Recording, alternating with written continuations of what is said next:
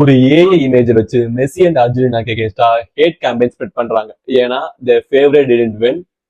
So இந்த மாதிரி வேலையெல்லாம் பாக்குறாங்க. உங்க ஃபேவரட் பிளேயர் வின் பண்ணல ஃபைன்.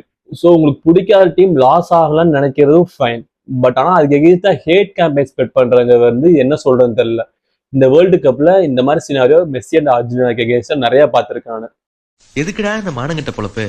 ஸோ இந்த வீடியோல பாருங்க, இப்போ பால் பட்டு இங்கிலாந்து பிளேயர் கிட்ட போகுது. ஸோ மெஸ்ஸி வந்து ஃபவுல் பண்ணி பால் எடுத்த மாதிரி காமிக்கிறாங்க. இமேஜும் அப்படிதான் இருக்குது. ஸோ நெக்ஸ்ட் பாத்தீங்கன்னா அவர் கால் நோண்டிட்டு இருக்காரு. ஓகேவா? ஓகே, பார்த்தா மெஸ்ஸி ஃபவுல் பண்ண மாதிரி எல்லாத்துக்கும் தெரியும், காமன் பீப்புள் எல்லாத்துக்கும்.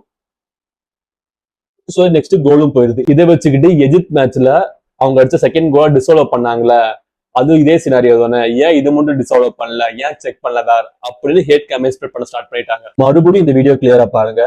மெஸ்ஸி வந்து ஃபவுல் பண்றது பாத்தீங்கன்னா பிளேயரோட ரைட் லெக், பட் ஆனா அவர் நொண்டிட்டு இருக்கிறது பாத்தீங்கன்னா லெஃப்ட் லெக். ஓகே, இது ஏ இமேஜ்னு இப்ப ப்ரூவ் பண்றேன். இந்த ஒரு வீடியோ கிளியரா பாத்துருவோம். ரெண்டு பேரும் பாலுக்கு வராங்க. இங்கிலாந்து பிளேயர் பாலை வின் பண்றாரு. மெஸ்ஸி வந்து கான்டாக்ட் அவாய்ட் பண்ண ட்ரை பண்றாரு. அது கிளியரா இந்த வீடியோ உங்களுக்கே தெரியுது. தென் நெக்ஸ்ட் அந்த பிளேயர் அவரா ஆங்கிள் ட்விஸ்ட் பண்ணிக்கிறாரு. ஸோ அதனாலதான் அவர் லெஃப்ட் லெக்ல நோண்டிட்டு இருக்காரு, ரைட் லெக்ல நோண்டாம. ஸோ உங்க ஃபேவரட் பிளேயர் வின் பண்ணலாம். எந்த டிராஃபினாலும் நீங்க டிகிரேட் பண்ணி தான் பேசுவீங்க. எந்த டோர்னமெண்ட்னாலும் ரெகுலர் இப்படிதான் சொல்லிட்டு இருப்பீங்க.